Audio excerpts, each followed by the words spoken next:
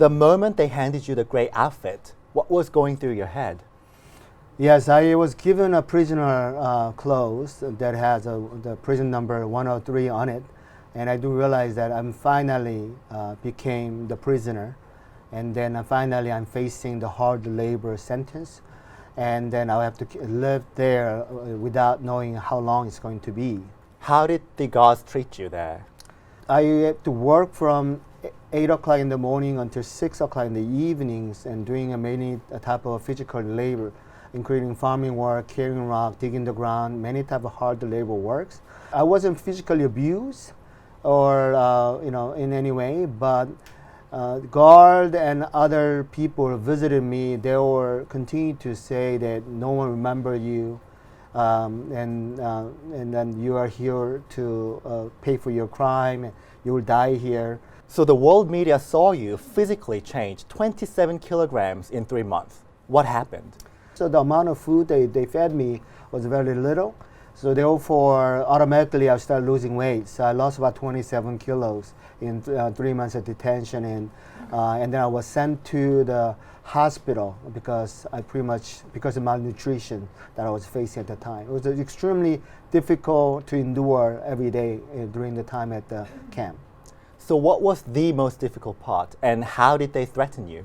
They've been continuing to talk to me and said, you will never go home, you will die here, no one is remembering you, you have been forgotten by your government. So it was more like psychological torture that was given to me at the time. So for me, not knowing what's going to happen, but trusting that as a missionary, trusting God and trusting that the U.S. government will do everything possible to get me out. But I didn't know that it was going to take about 735 days before I came home. You've also spent years in China. How would you describe the relationship between the two countries?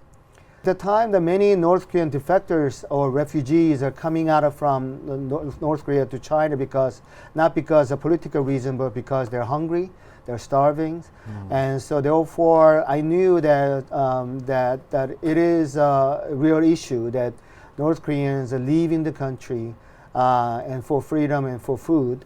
And then because of that issues, I think the relations were getting hardened because Chinese government's there to stop them from crossing the border at the time.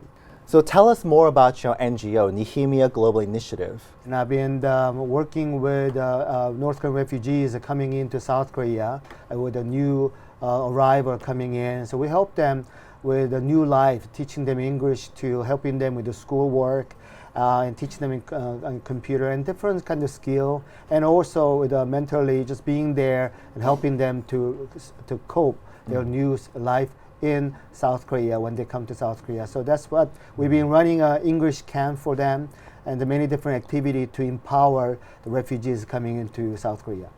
What's your take on what happened over the last year and a bit? I mean, there was a Trump-Kim summit, there was Inter-Korean summit.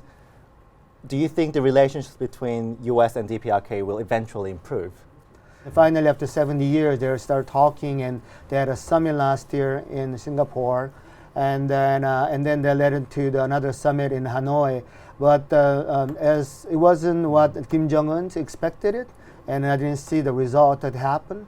But I do believe that in both countries still now in talking mode, they're still negotiating, they're still trying to work things out without any terms, getting into tense situations. I do believe that by continuing dialogues, they will be reaching some sort of agreements, but it's too soon to tell that North Korea have, or there's no evidence to show that North Korea changed their course of action.